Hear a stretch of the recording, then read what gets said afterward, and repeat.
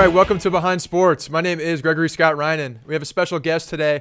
Excited to introduce Mr. Tyler Clary. Tyler is a 2012 gold medalist in the 200-meter backstroke. Tyler, thank you so much for coming on and taking the time to talk with us. No problem. My pleasure. Good deal. So definitely like to get a little bit of information about you and just kind of find out, what makes you tick and where you came from and just a little bit more background on you. Okay, sounds great. I'm from Riverside, California. Southern California boy, and I went to Riverside Poly for high school. I went to University of Michigan for 3 years, and while I was at University of Michigan, I won several national titles. I set an American record, and after my third year, I decided to make a little bit of a change and move back out to California and focus solely on the Olympics. And in 2012, I made the Olympic team in the 200 backstroke and 200 butterfly. And like you said just a little while ago, won gold in the 2 back and set an Olympic record. And now I'm just kind of back into the grind at the start of the quad. Had a decent world championships and a promising freestyle swim in one of the World Cups, and literally just getting back into training now. Very good. Those were in Barcelona this year, is that right? Yeah, the World Championships were in Barcelona, and I did the first 2 World Cup stops immediately after in Eindhoven in the Netherlands and Berlin, Germany. Good deal. Very good. And where are you training in between? Are you training? Where are you currently training? And is this preparation for future Olympic Games or? Yeah, well, right now I live and train in Ann Arbor, Michigan now, and I will most likely stay here through the 2016 games. I mean, I don't have any other plans right now, so Ann Arbor is going to be where it's at. Good deal. Definitely like to talk to you a little bit about that training as far as, getting more detailed on how you do train, specifically for the Olympics. I think everybody here watches the Olympics and watches the swimming competitions, especially during the Olympics. So can you give us just a little bit of background on just the rigorous training that you guys are going through?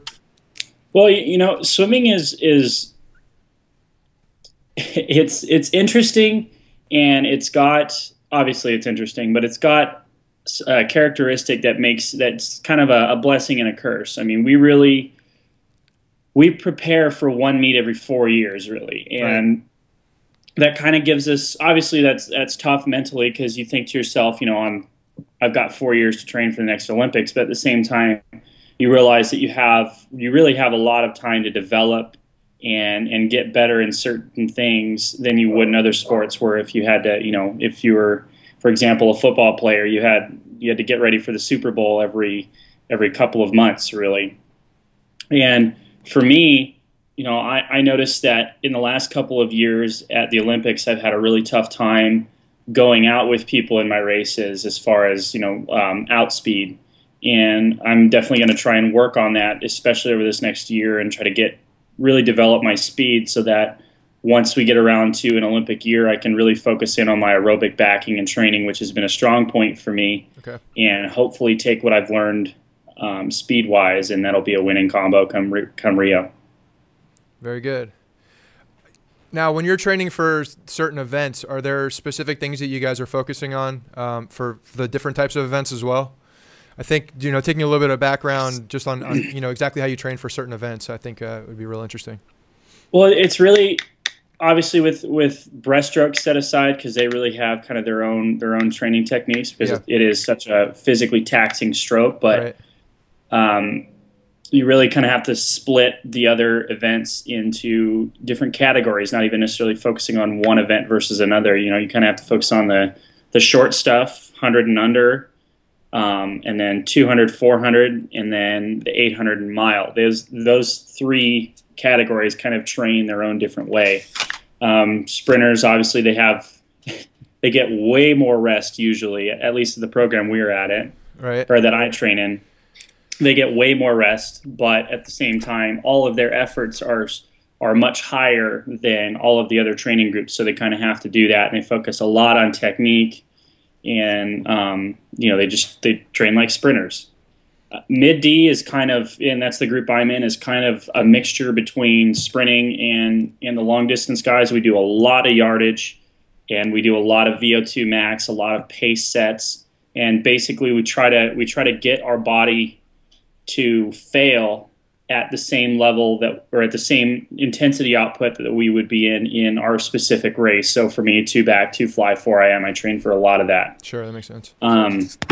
And then, long distance guys, they just do crazy amounts of yardage, a lot of pulling because it's a very arm intensive style, and they do a lot of, when they do their pace type sets, they'll do like 200s or 400s or 550s or things like that, just to give them bigger chunks of their race and allow them to settle into a groove a little bit. So I mean, they each have their own really characteristic traits. Interesting, very interesting. Cool. Well, as far as the training yourself on actually getting into the mindset, I mean, you can't replicate some of these competitions, in your training pool, I have to assume. How do you gear yourself up and get ready for the, just the mental anguish of preparing for a race, whether it's international competition like you guys were in Barcelona, or if it is the Olympics?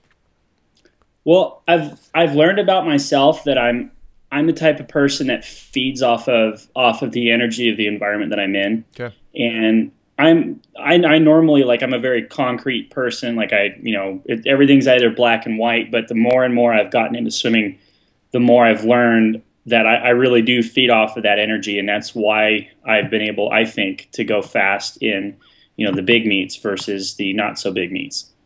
That being said, the Olympics was obviously the all-time high, right. And coming back after that and trying to get excited for other meets was really, really hard. Sure. And from a career standpoint, honestly, I wasn't so sure this year that I wanted to continue to swim. And it wasn't so sure at that point that I thought I was going to make it mentally to the 2016 games. Right. And, I told myself going into World Trials that I was just going to try to make the team and go and enjoy the people I was with, and just really try to make it a lot of fun as far as how I viewed the trip. And I made it in a couple of events and went over and really had a great time. I mean, that was probably the most fun I've ever had on a national team trip, and that really kind of revived my enjoyment of what I'm doing. Because not only, like, I love to race, obviously, I love to race in any way, shape, or form, but being around the U.S. team was really refreshing in that way.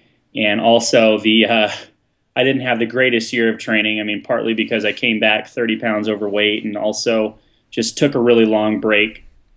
I'd say my last year of training was probably like a 6 out of a 10. Okay. And to be able to do what I did off of that, I guess I can be satisfied with it. But it was just enough so that I got beat by several people that I should not have gotten beat by, and it was very motivating. And I really have only taken 3 or 4 days off out of the pool since after I got back, and I already feel like this is going to be a good year as far as training goes. So we're going to try some different things.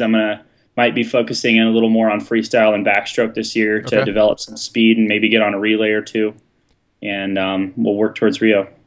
Good deal. And at what point do you guys start training together? You're training in Arbor right now, but a lot of the Olympic team, the USA team, is training in different places, I assume. Well, yeah, that's another interesting thing about the national team is we really don't ever. I mean, the only time we ever train together is during a training trip or like a camp right before a big meet. So, we all kind of go and do our respective programs up until a certain point, and then, for example, the Olympics. We went to Olympic trials. Everybody showed up from their home team. They represented their home team in trials, and then once it was all said and done, and the Olympic team was named, they sent us home for a couple of days, but then we immediately went to Tennessee for our first training camp, and then we went to Vichy, France for our second training camp, and then we went to the Olympics, and then after the Olympics was over, we all dispersed again. So, we really only get together once, maybe twice a year, but it's really cool because all the people on the national team are such great people, and they're so easy to be around that we can all, literally just like leave at the end of a world championships, for example, and then pick right back up where we left off several weeks or even months later at the next meet, just like we had never even left each other. So it's a lot of fun. Yeah, and I don't think people realize that. I think people just kind of assume that you guys all train together and you're doing all these things together, but it's definitely not the case. I mean, you guys all have your own personal coaches as well, and then you're doing these camps. So yeah, pretty much. I mean, and when you think about it, it really makes sense. I mean, yeah. Unless you're going to have, all of the top coaches in the country move to the Olympic Training Center and then have every single one of the national teamers move to the Olympic Training Center, then it could be a pretty good situation. But the fact of the matter is that's not practical in any way, shape, or form. Right. And, the Olympic Training Center isn't a great place for most people to live for long periods of time. Sure. So yeah. It's definitely in USA Swimming's best interest to keep it the way it is for right now in that respect. Great. Love for you to take us through that gold medal race. Going into the race, I think Ryan Lochte was the favorite, if I'm correct, and you were actually trailing him down the final stretch of that race. Can you go through that? Go through kind of the strategy in that race, and what you guys game planned, and then kind of your mindset in that backstretch. Well, you know what, he was the heavy favorite by far. He was a favorite in my mind. Yeah. I knew that with how the prelims and semifinals had gone, I knew I was going to get a medal. So I was already excited about that. I just didn't know what color it was going to be. And I had kept progressively feeling better and better in the water in my warm-ups before each one of those swims. So I figured, I would definitely be in the running with those, with the two other guys, Ryan and Ryosuke. And, the way it worked was I visualized the race in my head going several different ways. Mm-hmm. One of which was the exact way that it ended up going. I expected to be about a body length behind at the 100, and then just try and reel them in as best I could. And what was really special, the two moments in that race that were really special to me, and this really only happens to me every once in a while, where I get into a race and I only remember certain things, because for me, when I get into kind of the zone or whatever you want to call it, everything kind of happens super slow, and I'm super aware of everything, but I don't necessarily remember everything afterwards. Sure.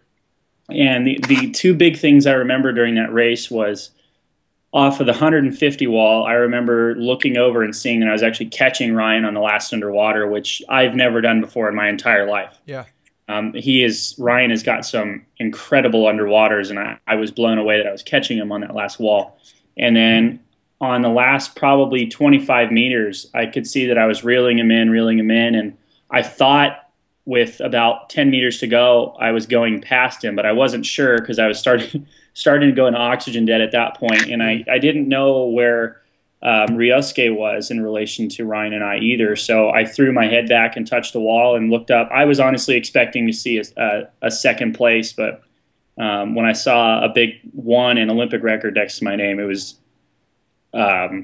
crazy. I mean, I still can't even describe it to this day. That's awesome. That's really cool. Well, I appreciate you taking us through that. Definitely. I'm going to ask you in a minute too, just kind of your emotions standing here. I'll do it now, actually. When you're up there receiving the gold medal and then hearing the national anthem, what are your emotions going through? What's going through your head at that point? We've got another like 30 minutes on this. Yeah. Right? No, it's tough because, I mean, you don't really know what to think. You're in the position where, obviously, and I'm talking about somebody that's gone up there for the first time. I had never been to the Olympics before, and here I am on the top of the podium, like, holy crap. But you've got so much going through your mind, and you keep asking yourself, is this real? Is this real? Is this real? And you're sitting there, and I was really fortunate to be able to share that moment and have another American standing on the podium right next to me, which was awesome. I think we were the only male pair to do that in the States, which was really cool. Yeah, it is. And to have my family and my girlfriend in the stands there with me, even though they couldn't physically be on the podium with me, they were there watching all of it was great. And I didn't know if I should be laughing. I didn't know if I should be shouting, jumping up and down. I didn't know if I should be crying. It was just kind of it was just kind of a shell shock state watching all of this happen. And then I went up in the stands right after our parade was over to go do an interview with NBC, and they had snuck my parents in without me telling them. And I got to see them on camera, and literally at that point, all three of us just broke down because I hadn't seen them in almost 2 months, and it was just like a culmination of literally the last like 5 years. It was ridiculous. Well, not to mention the different emotions that are going through your head at that point. I mean, I can only Exactly. imagine just letting everything go. Mhm. That's pretty awesome. You're doing some other things as well besides racing in the pool. You've started to do a little bit of racing cars. Yeah, I've had the good fortune to hook up with a couple of different teams, and I've gotten to drive a couple of different cars, which has been so much fun. I think that I believe in the end of October I'll be driving an open wheel car. It's a series called USF 2000, which Okay. for the complete lay person in racing terms, it's similar in build to a Formula One car, All right. although not nearly as fast. But it's an open wheel, has wings on it, it's a single seater, open cockpit, all that fun stuff. That'll be end of October, and I should also be going down to Australia here in the next couple of months to drive a V8 supercar, which are these awesome 600 horsepower road course cars that are just mean looking. Oh, they're so sweet. Yeah. And then there's a couple of different opportunities I might have to drive some of stock cars, so NASCAR type cars. Did you get into this when you were younger? Or is this? I mean, where did this come from? Is this, I mean, has it always been a passion of yours? I've always been around that type of stuff Yeah. ever since I was a little kid. It started out in the desert in Southern California. We would always go to the desert, and the sand drags would be there, so everybody would be out there in their super fast dune buggies and all that fun stuff. And so racing for me, at least the passion for it, started in the off-road world. But as I kind of grew up and started to understand things more, I really started to gravitate towards road racing.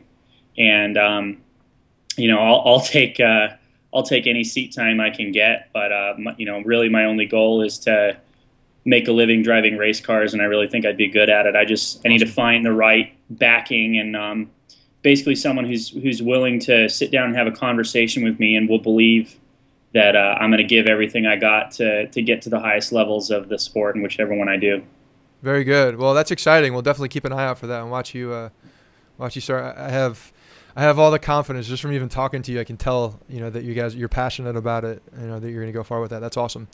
Thank you very much. Hey, one of the questions that we usually ask somebody, a couple things, and you can kind of give a different perspective of this, I think, as from being an athlete and kind of on the other side of the camera, if you will. But we have a lot of people who watch this show that are trying to get into the sports industry. They aspire to be in the sports industry. Can you give some kind of advice or just maybe some good words to someone who is up and coming and trying to break through? Well, when you say trying to get into the sports industry, what exactly do you mean? You see a lot of people behind the cameras, people doing, your PR, people doing marketing, people doing advertising, people doing broadcasting. I think you have a different perspective of it because you've been the person on the other end of the camera or the person that people have been helping out. So as far as someone that maybe you could talk about someone that you would hire even, kind of a mindset or advice for someone like that. Well, I'll start out by telling you kind of what, I am currently represented. When I first signed, I signed with somebody, and I'm not currently with that person anymore, but going through that process has kind of helped me understand the person that I would ideally want to hire and kind of what to look out for and what you want and things like that. And it's obviously going to be very individualized, but for me, when I was getting ready to sign, everybody that I would talk to about agents were like, "Be careful! They're gonna try and screw you," basically. Right. But when you think of it, and obviously that's everybody's worry, and obviously you should be very careful with any kind of agreement you sign. But when you think about it, if you're working with somebody who's fully based off of getting a commission off of what they do with you, then it's in their best interest to work their butt off to try and make you as much money, right, because that means more money in their pocket, sure, right? So obviously what basically the moral of that little story is, be careful, but don't, kind of shoot yourself in the foot by trying to wheel and deal everybody. Also, try and I was trying to find somebody who could focus more time on me. The problem with me initially is that I signed with a group who had several athletes, lots of which who had more or a bigger exposure level than I did. Right. So clearly they focused a little more time on those athletes, and that's fine. That's what I would do if I was that business owner. Sure. But clearly that's not in my best interest. Yeah. So I went and found a smaller group who represent me now, and I'm kind of like one of their big horses, which is great. Right. And also, the ideal type of person, at least for me, who's going to be working as a manager and agent in the swimming world especially, has honestly probably, I would say, the top quality I'd look for would be fearlessness. I work with a man named Richard Thorpe out of L.A. The company's called L&B Media Group. Yep. And he basically, I haven't met anyone like him in the industry who is willing to literally go, if he can't get an email through or if he can't get somebody on a phone call, he'll go to their office and sit outside their office until he can get a hold of them and talk to them about something. And I haven't even heard of anybody doing that. And his attention to detail is great, and all these things. And I could tell by having a long conversation through. Like, when you talk to somebody and you can tell they're either feeding you a big shovel full of horse crap, or you can tell they're being genuine. Right. I can tell he's being genuine in that he's in it for the long haul, and he's definitely in it to not just make a quick buck off of me, but he's in it to see everything through so that I can hit my goals. And he's totally on board with getting me into a race car at some point sooner or later. So awesome. I'm really happy with where I'm at right now, and I'd say that just overall fearlessness and class will help you get into the business side of the sport easier than anything. Great. That's awesome. That's really good to hear. I think you by having a smaller firm like that and someone who really just pays a lot of that close attention to you, and people are different. Maybe somebody does want this giant firm that they get all the glitz and glamour, but a lot of people like having that personal connection with somebody and knowing that they are, because a lot of them are very much like family members at a point. They're close with you for a long time. So well, and it also becomes kind of what you're doing and what you're planning on, like kind of what your 5, 6, 7, or 8 year plan is. Yeah. And for me, my plan or my hopes and dreams are drastically different than anyone else in the swimming world. So sure. Clearly that's going to take more time and more development than anything else would. And most swimmers, kind of just do the swimming thing until it ends, whenever it ends, and then they go off into the real world and be a normal person. And not that there's anything wrong with that, but that you can kind of get away with going into a larger firm and having to deal with kind of the bureaucracy that comes with it. But like you said, being with a larger firm, you kind of get included on other things. And sure. if you're going along one of those normal paths, that's fine. But for me, I need a little more attention and hard work from both sides of the fence. Perfect. Tyler, thanks very much for coming on. I really appreciate you giving us the insight on the Olympics and just basically everything you're doing as far as training and getting ready and the next step of race car. I can't wait to see what happens with that. Yeah, you and me both. Awesome. Well, hey, thanks for coming on. Really appreciate the time, and we'll talk to you again soon, hopefully. No problem. Thank you very much, and I hope to talk to you guys again soon. All right, thanks. My name is Gregory Scott Ryan, and this has been Behind Sports. Thanks for coming on, and we'll see you next time.